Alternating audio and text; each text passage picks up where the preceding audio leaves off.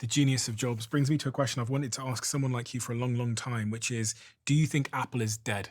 No, You no, don't. no. I'll tell you why. I'll tell you why. You know, it's so interesting. People don't understand the genius of Apple because this is, again, came from Jobs. You know, he used to say to my team over and over again, and I mentioned earlier, they don't know what they want until I tell them. And I always, just as close as you and I are right now, you're Steve. I say, Steve, how the fuck do you know that? How do you know that? You don't know that. You don't know what you don't know. He said, show me where I'm wrong. Show me one instance of us working together where I'm wrong. I said, it hasn't happened yet, Steve. Doesn't mean it won't. Get back to work. Don't worry about it. I'll worry about it.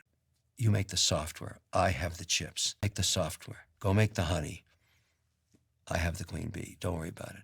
And that is pretty interesting because you got to prove it that he was wrong.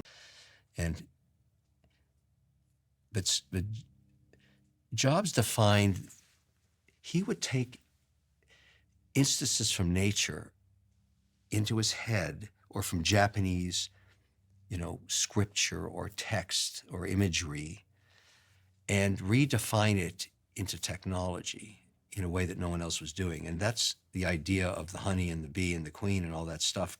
It kind of comes from his view of the world. And I don't know if you can understand this, but because it came from nature, it was easy for people to assimilate it. It wasn't foreign. When they looked at the imagery and the design, he tried to pull from pleasing images from nature, like the fonts on the first Macs.